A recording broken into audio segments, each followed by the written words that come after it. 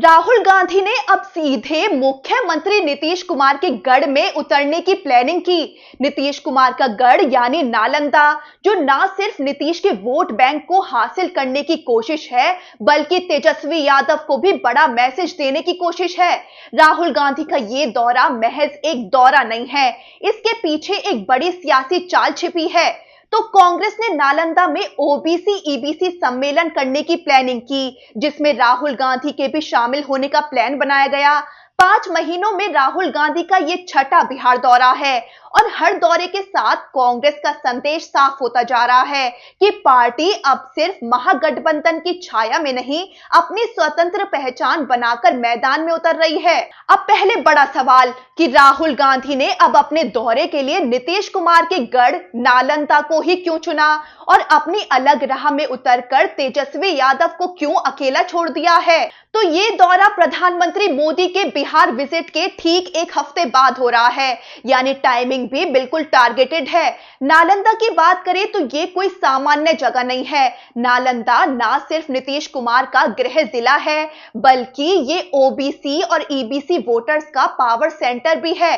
बिहार की कुल आबादी में ओबीसी ईबीसी की हिस्सेदारी करीब 36% है, यानी जो भी इन्हें साध ले, सत्ता की चाबी उसी के हाथ हो जाएगी। राहुल गांधी की पलायन रोको, नौकरी दो और शिक्षा न्याय संवाद जैसे अभियानों के जरिए युवाओं, महिलाओं, दलितों और अति पिछड़ा वर्ग को कनेक्ट करने की कोशिश है।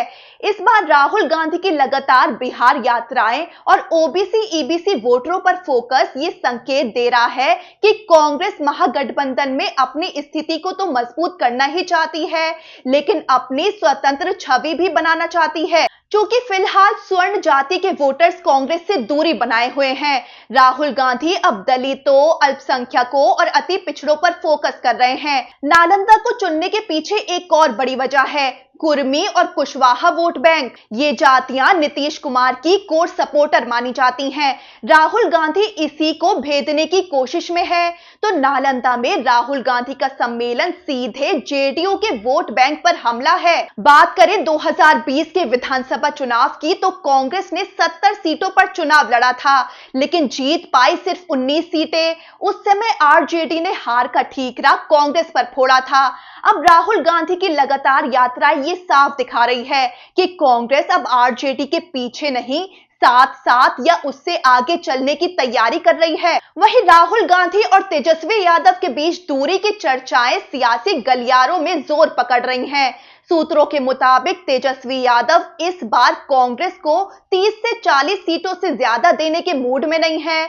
दूसरी ओर कांग्रेस अपनी रणनीति को तेजस्वी यादव के नेतृत्व पर निर्भर नहीं रखना चाहती। हाल ही में तेजस्वी यादव की माई बहन मान योजना को कांग्रेस ने अपने बैनर तले लॉन्च कर विवाद खड़ा किया था, जिससे महागठबंधन में तनाव की स्थिति उजागर हुई थी। हालांकि राहुल गांधी के बिहार दौरे से यह समझा जा सकता है कि ये नीतीश कुमार के पारंपरिक ओबीसी ईबीसी वोट बैंक में सेंध लगाने की कोशिश तो है ही, लेकिन इस रणनीति से महागठबंधन के अंदर खींचतान बढ़ सकती है, क्योंकि तेजस्वी यादव भी ताड़ी व्यवसाय को उद्योग का दर्जा देकर इसी वोट बैंक को साधने की कोशिश में है।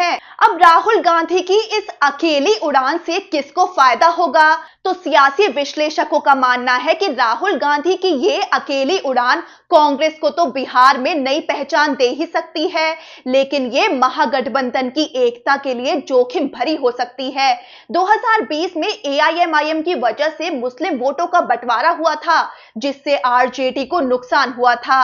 इस बार अगर कांग्रेस और आरजेडी के बीच ये खटास रही, तो इसका फायदा एनडीए को मिल सकता है। राहुल गांधी की नालंदा यात्रा और ओबीसी ईबीसी वोटरों पर फोकस ये भी दर्शाता है कि कांग्रेस अब केवल आरजेडी के पारंपरिक मुस्लिम यादव वोट बैंक पर निर्भर नहीं रहना चाहती। इसके बजाय वो दलित, ओबीसी और ईबीसी समुदाय को जोड़कर एक व्यापक वोट आधार बनाना चाहती है। लेकिन तेजस्वी यादव से दूरी और स्वतंत्र रणनीति अपनाने की कोशिश क्या कांग्रेस को बिहार में मजबूत करेगी, या ये महागठबंधन के लिए नई चुनौतियां खड़ी करेगी? और क्या राहुल गांधी का ये कदम नीतीश कुमार के किले में सेंध लगा भी पाएगा?